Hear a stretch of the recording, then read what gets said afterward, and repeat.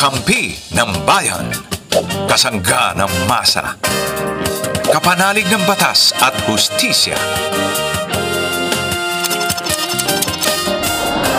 Attorney Danny Con. Abogado de Campanilla. Magandang gabi po sa lahat ng mga nakatutok sa atin sa Signal 101 sa ating YouTube at Facebook. Sa YouTube at Facebook, TVUP at syempre Signal 101. Hanapin niyo po yan, TVUP. Ako po inyong Mare ng Bayan, Mare Yao para sa Abogado de Campanilla. At ito na ang ating batikang abogado. Walang iba, Attorney Danny Concepcion. Good evening, Attorney. Magandang gabi rin sa iyo, Mare, at sa ating mga kababayan na sumusubaybay sa ating palatuntunan. Magandang gabi po sa inyong lahat. Ayan, sinabi ko batikan. Oo. Alam mo ba kung bakit batikan? Ay, in-explain mo na nga sa akin, di ba? Kasi yung gagambang may batik. Oo, matindi yun. At saka yung pusang may batik. Batik? Yung kasing pusa, di ba? Pusang may batik? Dapat tatlo ang batik, tatlong kulay. Tricolor. Bihira yun. Apagka daw ang pusa, naging tatlo ang kulay. Matapang? Matapang yan. Tapang yan. So, ibig sabihin, pagka-abogadong, batikan, May matapang batik. yan. Kasi may magaling. Magaling. Kasi may batik. Pasko na, attorney. Sabi ko, batikan na. Batikan, Pasko na. Palapit na ang Pasko. Di ba? Pero yung damit mo para kang saga-saga. Ano yung sabihin ng saga-saga? Yung saga-saga, isang buto yan ng isang halaman. Pero yung buto, dalawa ang kulay. Isang itim at saka yung pula at saka itim. Oo. Magkasama sa isang buto yon. May magkaibang kulay ng buto? Parang yung parang yung black eyed peas. Hindi ba? Itim lang yun, di ba? Hindi, puti yun, pero may black eye na mayroong spot na black. Kaya may black eye siya. Luto na naman ba yan? Hindi. Ano yan? Halaman na naman. Ayun, yun ang black eye. Black eye pea. Kilala ko yung si Apple de Up. Yeah, si Apple de Up. Ayan. Yan ang kilala ko, si Apple Pero yung de Up. saga-saga, meron ba tayong saga-saga? Saga-saga. Siguro lahat sila nagagawgel na kung ano yung sabihin ng sinasabi natin. Ayan, tinan mo yung saga-saga seeds. Dalawa kulay niyan. Nakakain ba yung saga-saga? Hindi, laso niyan. Pero ba't walang maitim ito? Dapat may itim yan. Okay, pula at saka itim. Saga-saga. At tapos yan, ini-string, ginagawang pulseras, sinusuot ng mga bata kontra usog. Hindi ba corals yun? Hindi. Ayun, ang ginagawa niyang pulseras. It's so nice. Bakit matigas ba yung buto niya? Matigas. Okay, yung saga-saga, saga-saga. meron siyang dapat may itim. Okay, pula at saka itim. Talaga nga naman. Hindi ko maintindihan kung saan mo nakukuha yung mga ganyan na yan. Wala ngang itim eh. Puro pula lang eh. Meron. Sige. Nung bata ako, yan eh. Bakit alalaman mo yan? Nilalagay sa baby para nga walang usog. Okay. Kasi Kontra dati usog uso-uso daw. pa yung mga ganyan, Sige pula na. at saka itim magkasama. So ngayon sa wala isang na yan, I'm sure hindi na yan Meron masyado. yan. May ganyan pa rin? Nagsusuot pa rin ng ganyan? Itim Ayan. Itim at okay. saka itim at saka pula. Hindi, ngayon may nagsusuot pa rin ng ganyan? Yung isa. Yan. Ayun, I saw it. Yan. Oo. Itim at saka pula. Sige, ganyan tayo ng ganyan. Baka gusto mo ipakita rin sa mga viewers. Kami lang ang nakakakita, di ba? Sige. Yan. Sige. But anyway. Sige. Memorize mo muna Kapag yung numero. po ang telepono nyo ay Globe, tawag kayo o text sa 0954. Ang ganda ng segue niya, no? Saktong-sakto para wala kahulog-hulog. 0331. At sige. kung smart, hindi kayo yung phone nyo. 0961-770-8807. Yan. Nakikita nyo sa screen nyo, hindi na kinakailangang i-memorize yan. Yan. Sige ha. O, eto na muna ang aming regalo sa inyo. Libreng payo ni Attorney Danny Concepcion, si Arnel ng Laguna. Siya ay 48 years old. Palaging nag-aaway ang dad ko at kapitbahay dahil sa nakatayong sako ng basura sa gilid ng kalsada. Umaabot na nga po sa pagbabanta. Ano ba ang legal na paraan para maiwasan ang escalation ng ganitong klaseng away? Bakit kaya nila pinag-aawayan yung nakatayong sako ng basura? Eh kasi baka sabi niya, sa'yo ba basura yan? Hindi akin yan. Bakit laging may basura dyan? Ay, linisin mo yan.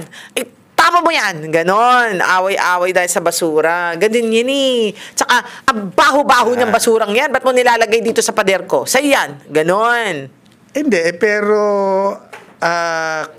kung hindi naman yung kapitbahay ang naglagay ng basura, di problema dapat nilang dalawa. Eh, ang tanong, kanino Sino kaya ka- gilid ng kalsada? Sino kaya yung naglalagay ng basura? Yung Oo nga. kapitbahay? Baka. Okay. Sabi niya, Baka. di dapat yan ireklamo niya sa barangay. Di barangay na lang para hindi sila Barangayan nag-aaway. sila. Oo. Kasi Ba't sa naman- totoo lang, may mga ordinansa kadalasan ang mga syudad o mga munisipyo na may parusa sa yung hindi ng tamang na pagdidispose ng basura. Totoo yan.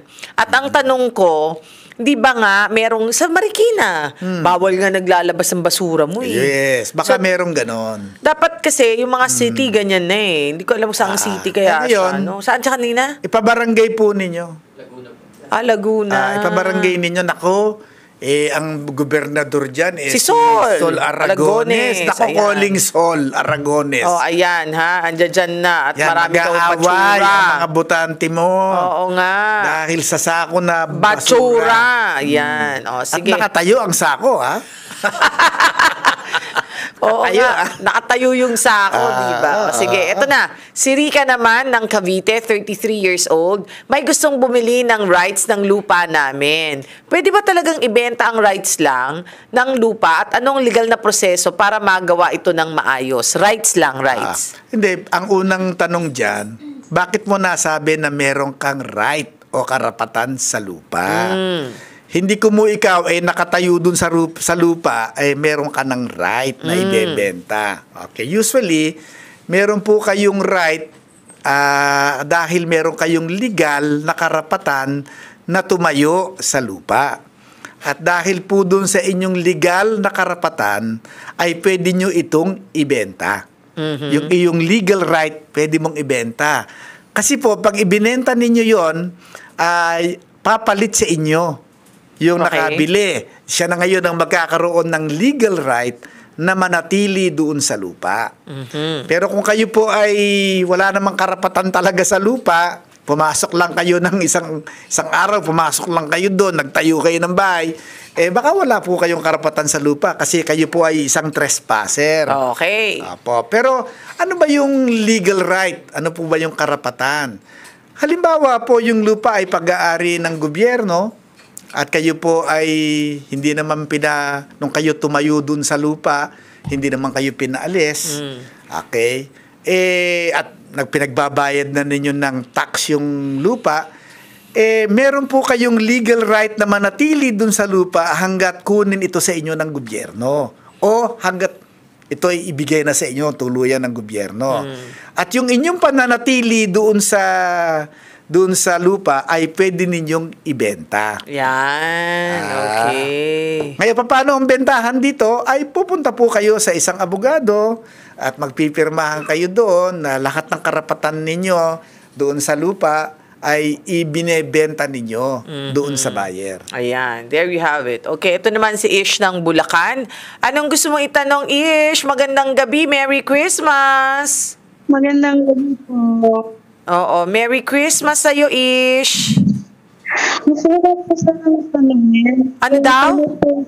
Nagtatapos tanongin. Ay, sandali lang, Ish. Tanggalin mo yung speaker, ha? Dun sa regular speaker ka lang. Ayan, may umiyak na bata. Gusto ko po sana tanongin yung about sa kunyari po, agreement po sa sustento.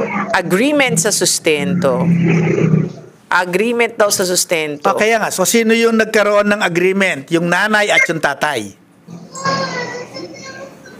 Gusto ko po sana gumawa ng agreement nang hindi po sa barangay. Gusto daw niyang gumawa ng agreement nang hindi sa barangay na silang dalawa lang mag-asawa. Kung papayag po yung asawa niyo na kayong dalawa na lang ang mag-usap, wala pong masama doon. Kailangan po ba ng abogado? Ay, hindi naman po kailangan ng abogado. Okay, basta kung ang ino-offer po niyang sustento ay katanggap-tanggap na sa inyo. At kayo naman ay magkakasundo na sa pagbibigay ng halaga bilang sustento. At baka most likely, hihingin naman niya na baka dalawin niya ngayong anak niya. Ay pumapayag naman kayo, di isulat lang lahat ninyo yon at pirmahan po ninyo. Hindi naman kinakailangang notaryado. Oo. Nagko-cooperate naman yung kinakasama mo or tatay ng anak mo?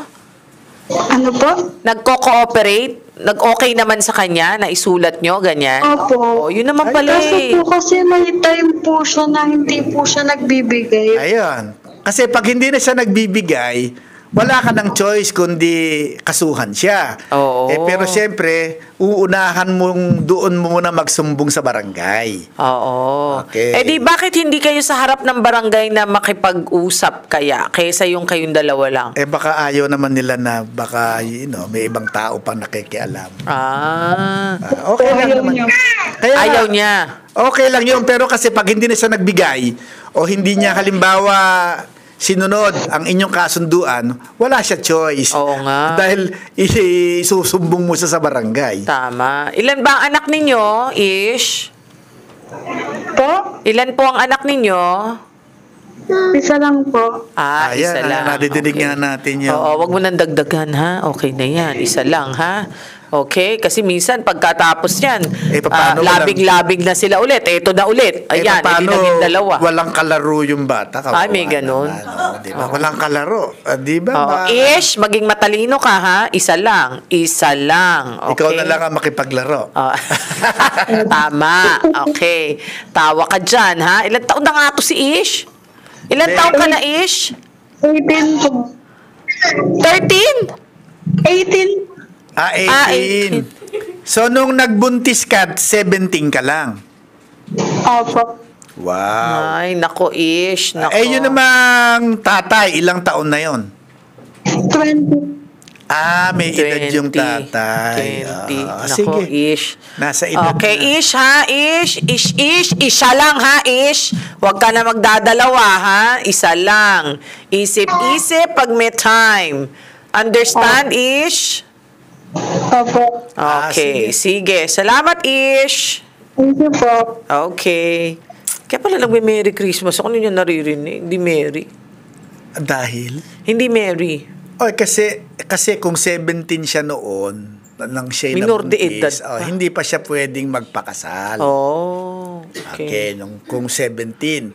Pero ngayon, mukhang dahil hiwalay na sila, kaya nga humihingi na ng sustento. Oo nga. Hindi nakasal. Oo nga. Okay. Anyway, so eto na si Vince naman ng Maynila. Siya ay 25 years old. Ang tanong niya, sinabi ng employer na hihigpitan ang sahod ko hanggat hindi kumpleto ang pre-employment docs at full medical report. Legal po ba na i-hold ang sahod dahil doon? Sa akin, baka hindi eh. Kasi kapag siya nagtatrabaho, dapat na sweldohan. Kung hindi makumpleto, kasi nagtrabaho eh. Sana hindi na muna niya pinagtrabaho, Sana hindi muna diba? niya pinagtrabaho. Oo. Pero pagka nagtrabaho, dapat sweldohan ng tama doon sa trabahong ginawa. Oo. Ngayon, kung hindi niya nakumpleto ang dokumento, wawakasan nila yung kanyang employment. Oo, ibigay din sa'yo. Oo. Hindi ka namin kulang ang dokumento mo, so tigil ka muna. Oo, dahil hindi mo kinokompleto di ba? Kumbaga parang siguro sabi ng employer, pinagbigyan na kita, hindi mo pa rin kinokompleto, di Pero tanggal hindi ka. po pwedeng bawal pong magpatrabaho ng libre.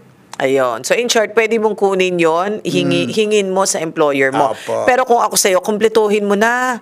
At pag hindi pa na kumpleto mo, nabigay mo at hindi pa binigay, ay mas malaking problema nila. Okay? Okay. O sige. Thank you, Vince. O ito naman, si Marlon, siya ay 39 years old ng Navotas. Kapitbahay namin, abay lagi pong lasing tuwing gabi. Sumisigaw at nagbabantang pumatay. Tinatawag namin ng barangay pero walang nangyayari. Baka tumatakbo rin yung barangay. Baka nakikitakbo rin yung barangay. Ano po ang next na legal na step or hakbang para maproteksyon na naman namin ang aming pamilya? Kasi parang laseng, maingay lang, pero parang hindi naman ang gugulo. Meaning, hindi naman pumapasok sa bahay nila. Oo, pero nakakatakot yun yung bantang-bantang. Papatayin ko kayong lahat. Gabi-gabi? Gabi-gabi? Gabi-gabi hindi ka pa nasanay. Kasi Ano ba? Sanay na ako doon. Ay, gabi-gabi, ganyan lang talaga yan. Nakakatakot kaya baka mamaya may itak-itak yun. Hindi gawan. Sampahan na ninyo ng kaso. Sabi niya, sinampahan ng araw sa barangay. Oo. Baka dapat sa pulis na. Ate, pag nagganyan, tumawag ka kagad ng pulis. Kasi kakasuhan natin Ayan. siya. Oo. Tawag ka kagad. Disturbance of the peace. Parang merong ganong kaso eh. Anong disturbance of the peace? Ay, hindi ba? Nagsisisigaw siya. Di parang ang liit lang nun, disturbance of the peace. Kaya nga. Pag talagang maliit lang naman yung kaso. Pero iba rin pag may kaso ka. Masakit sa ulo. Sakit din sa ulo yun. So, pagka ganyan, ipaano mo na, ipapulis mo na, wag na sa barangay, diretso mo na. Abangan mo. Tanungin mo ano bang police number natin dito. Abangan mo. Pagka ako na rin ng gulo, atawag ka kagad sa police. Meron hong nanggugulo dito at ang lakas ng ganito, ganyan. Baka pwede hong damputin nyo. Oo, kasi nakakatakot ho, baka ganito. So, pwedeng ganon, ano? Pwedeng ganon. Sige, okay. Kasi yung barangay, baka ayaw nilang... takot din eh. At saka, siyempre, walang baril eh. Oo. Baka, siyempre, tama. hindi siya pansinin. At saka, ang takot kasi nila, siyempre, kung sino yung nagreklamo, baka balikan siya. Pwede ba yung anonymous? Mahuhulaan naman nila eh. Alam ka naman na yung nasa kabilang barangay ang nagreklamo sa kanya. Hindi, pero ibig ko sabihin, pwede bang magreklamo nang hindi nalalaman kung sino yung nagre-reklamo? Sa ganyang klaseng sitwasyon. Mahirap. Hindi po pwedeng... Ngayon, kung anonymous lang... kasi meron talaga ng gugulo eh. Nanggugulo lang. May nagre-reklamo ho sa inyo. Ayan. Ang ibig sabihin, maski hindi mo sabihin kung sino, mahuhulaan naman. Kapit ba kayo? Alam ka naman yung kabilang barangay ang nagreklamo. Ay, narinig po sila eh. Sige, okay. Eto na. Okay. Si Lea naman ay 30 years old ng Quezon City. May prank vloggers na nag-vlog at walang consent sa public area. Kung ipopost po nila ang video, may kaso po ba kami na pwedeng gawin? Ay, alam mo, uso ito. Di ba, no? Yung mga biglang nagpa-prank sila, tapos ilalabas nila as content nang walang permission dun sa mga ginagawa nila ng prank. Paano yon? Ano mangyayari doon, attorney? Pwede ba yon? Hindi, bawal yun. Bawal yon. Bawal yun. So, ano yun? Data privacy yon? Yes. Malaki ba ang ang Kasi data privacy? Kasi hindi naman kayo nag-consent, hindi naman ho kami nag-consent na ito ay i-post ninyo. Lalo pa kung hindi maganda yung naging reaction nung... nung diba? prank. Nung na-prank. Oo. Na-prank ka na ba? Hindi pa naman. Na-prank ka na ba? Hindi pa rin. Okay. So, pues, huwag tayo magprangkahan, ha? Okay, sige. Tama yun. Kakatakot yung prank-prank na yan, eh. Baka mamaya. Kasi ito, di ba, yung parang biglang tatakutin ka. Bigla tatakutin ka, di ba? Bigla, gugulatin ka. Sabi niya, mukha ko. Ay, yung mukha mo nakakatakot na. Okay. Kasi nagayan nila yan. Meron ganyan sa Amerika eh. Diba? Na yung baka sinasampal pa yung... Sinasampal, no? Nasisipa. Well, anyway, eto naman, meron akong tanong sa'yo, attorney. Sa isang homeowners association, ano ba ang mga dapat na ipinapakita? Kasi alam mo, panahon na ngayon ng mga homeowners association ng mga votation, yung mga ganyan, di ba? Botohan na ng mga homeowners kung sino ang upo sa board, etchos, ganyan. Ano ba ang dapat na ginagampanan ng homeowners association? Example, dapat ba nagpapakita sila ng statement ng kung saan nila ginagamit yung mga pera na nakukuha nila sa homeowners? Dapat. So, ano ba yun? Kasi Yearly ba yun? pera, Yearly? Hindi naman yata yearly. Yung Pero iba, ano? parang 2 or 3 years yata. After 3 years?